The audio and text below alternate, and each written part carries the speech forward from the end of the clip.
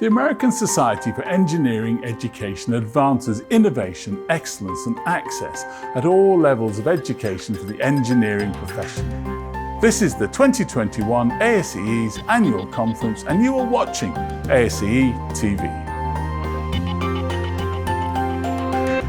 Welcome to our virtual ASEE TV studio and day one of the ASEE Annual Conference. In today's show, ASEE's very own Nathan Carl joined us. Welcome Nathan to co-host ASEE TV and lend his insight into the world of engineering education. Nathan is joined by UT Austin's Maura Borrego to chat about her lead on a journal's task force for the society. But there are lots of divisions in ASEE and some of them have been publishing their own journals. And we'll also be joined by ASEE's president, Sheryl Sorby, for a conversation on how the ASEE has adapted to the challenges of the pandemic. What we've done is we've developed ways of, recording things and keeping track of things. And a quick update from Liz Litzler on the ASEE's year of impact on racial equity. And that those children are experiencing outreach programs that are relevant. But first, let's check in with Nathan for a message from the ASEE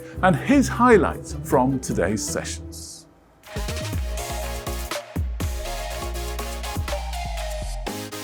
Hi everyone, we're so happy to welcome you to ASEE's 128th Annual Conference.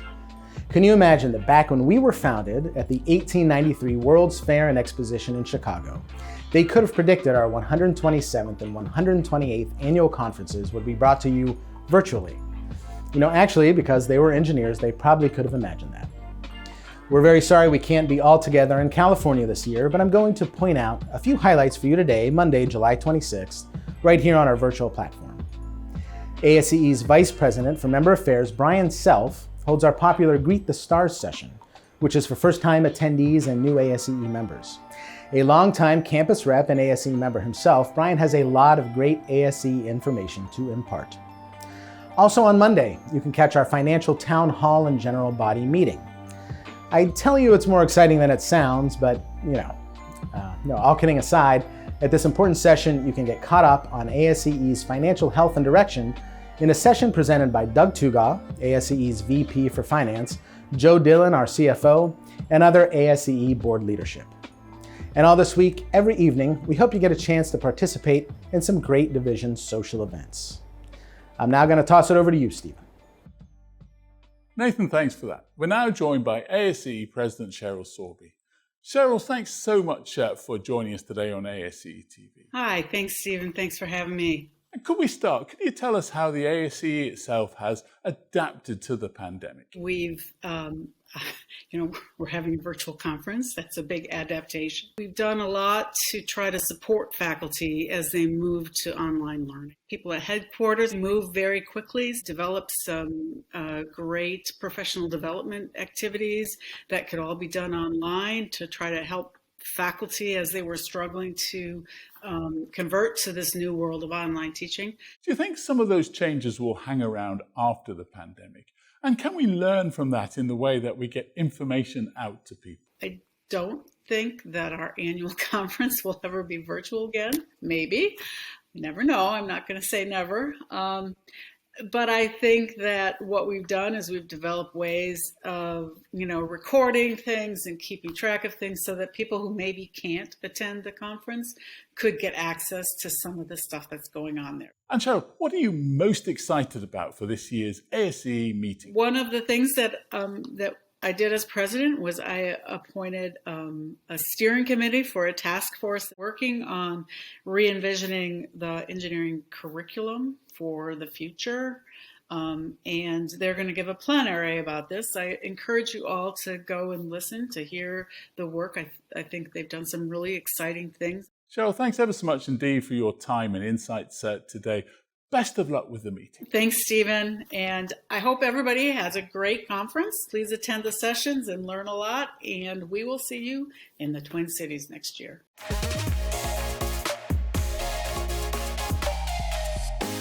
We hope you're taking time to participate in our social media contest.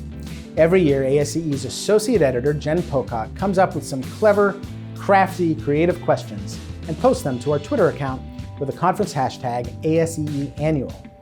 Engineering or conference location related, these questions will test your knowledge and no Google cheating. I know this year, since we were supposed to be in Long Beach, she has some SoCal related questions for you. Correct answers are randomly chosen daily, with the winner getting a Visa gift card. So go see what Jen has cooked up for today. The United States Coast Guard Academy is a small, student-orientated, mission-focused school that's quite different from many other academies. Join us for part 1 to see what makes this school unique.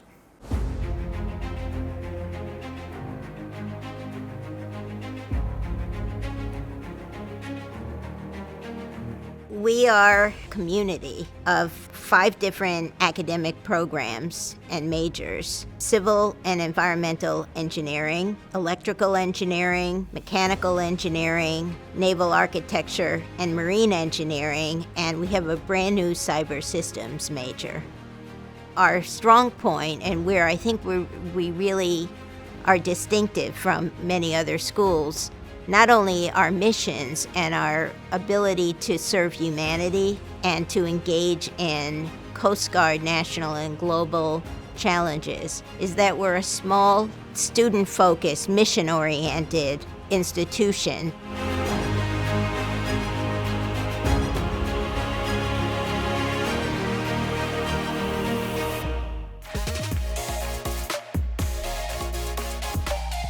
Longtime ASEE member Maura Borrego of UT Austin recently headed up a journals task force for the society. She's in the studio with us right now to talk about that.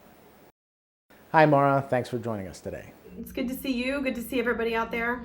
You were recently asked to head up a journals task force. Can you tell us what that's about and a little bit about ASEE's journals? Yeah, this was one of the things that we thought that we had a really good handle on going into the task force, and learned quite a bit more as we were going through our work. So I think when everybody or a lot of members think about ASEE journals, they think about Journal of Engineering Education and Advances in Engineering Education, which are the 2 society level journals. But there are lots of divisions in ASEE, and some of them have been publishing their own journals for a very long time. So part of the work of the task force was to think about what are the possibilities for bringing them together and coordinating some of the activities in ways that would make it easier for the editors to run the journal and for the members to be publishing their work in those journals. What are some of the challenges journals are facing right now? There's actually a larger group of STEM education journal editors that do get together. I know they're in regular email contact with each other, and when it makes sense at some conferences, they have time to meet and greet each other and talk about some of the shared issues that they have in editing these types of journals.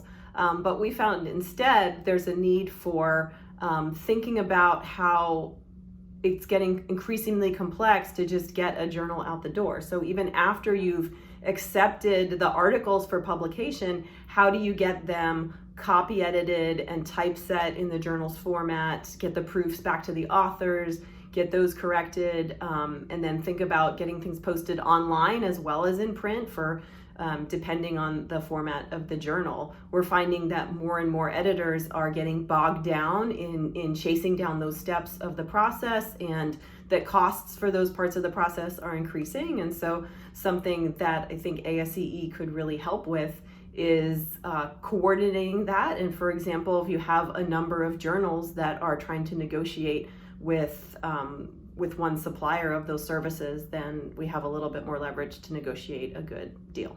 Do you think the number and types of journals that ASEE has right now is appropriate? One of the charges of the standing committee going forward, I think, is going to think of a process for evaluating whether we need more journals, whether ASEE should start a new journal, and how they would make decisions about what that journal would look like and how it would be run and the topics. And I think the writing may be on the wall that we need this. If you look at things like the ratio of ASEE members to the number of journals that we have, ASEE's ratio is particularly high compared to lots of other professional societies that we looked at.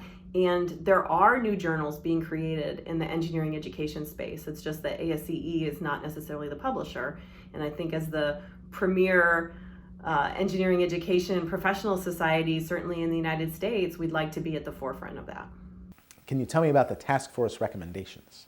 Well, I think, our main recommendation was, and this comes from benchmarking some other organizations is that in addition to the journal editors and the ASEE staff who have a wide variety of responsibilities, we also need another layer of volunteer members who are just working to coordinate journal processes. So helping to coordinate across journals and convening the journal editors and looking at the contracts and thinking about how processes could be streamlined a little bit better. So that's our main recommendation, is to start with a standing committee going forward and then think about how that could be integrated maybe even into a board position, because something else that we're hearing is that the board members would like to just know more about what's going on with the journals and decisions that are being made about the journals.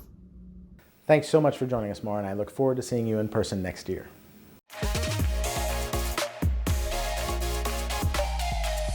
The United States Coast Guard Academy is the primary source for leaders in the Coast Guard. Join us in part 2 of this series to see how the Coast Guard Academy meets the strategic vision of the United States Coast Guard.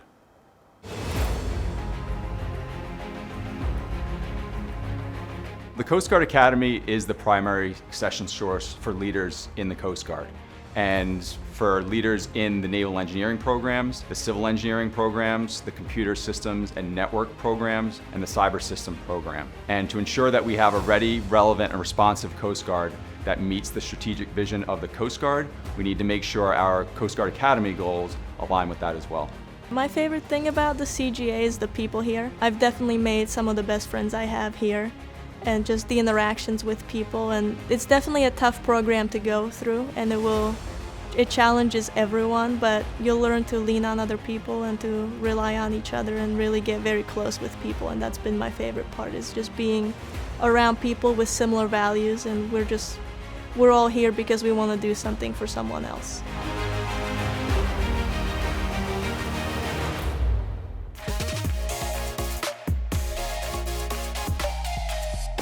And now, Liz Litzler, Chair of the ASEE's Diversity, Equity and Inclusion Committee, joins us for an update on ASEE's Year of Impact on Racial Equity.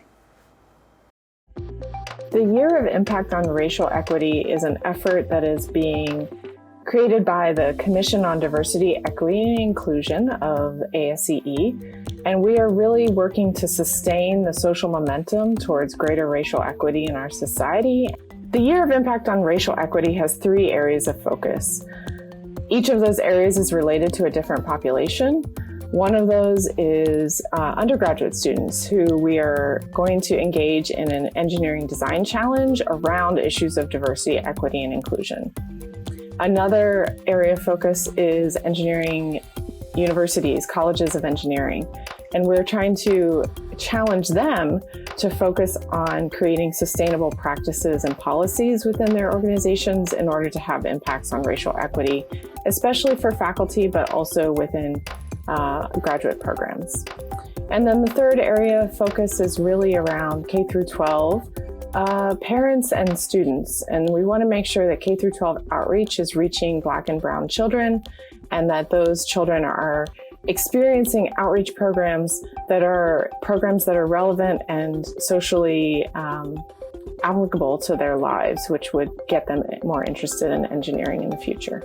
So we believe that action has to happen in order to have impact, but we want to move beyond just doing actions to measuring what the impact of those actions are. And so we want to make sure that organizations are institutionalizing their efforts, that they become self-sustaining within these organizations. Really, we believe that what we measure is what will get done. I'm very excited to lead this Year of Impact on Racial Equity with my co-chairs for the Commission on Diversity, Equity, and Inclusion's year from 2021 to 2022. I'll be working with Drs. Jeremy London and Dr. Omero Mursi to do this work, and we'll each be leading one of the pillars, but with so much volunteer help to make this happen. We're grateful for everyone who is already signed up, and we look forward to everyone else who's interested in signing up to engage with us.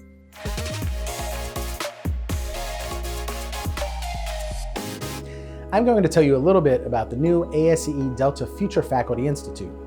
This program is a foundational, instructor-led online program to prepare current graduate level students and individuals in industry who are considering a career as an engineering faculty member for a successful launch of their career.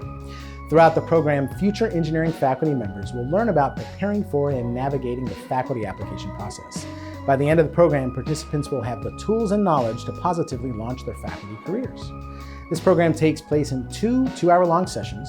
Throughout the program, there will be numerous opportunities to interact with the facilitator and other participants, with ample time provided for questions, discussion, and reflection. So how will you benefit? You will receive clarifying information on types of engineering faculty positions. You will learn tools and techniques to help you successfully navigate the faculty application process. And you will engage with a network of professionals for input, guidance, and feedback. Through the inclusion of leading-edge knowledge and best practices in professional development for faculty and administrators, the Delta Institutes will improve efficiency and effectiveness for each participant, and thus also do so broadly across the universities they serve. The sessions happen on various dates this August. Visit resources.asee.org and search for Delta.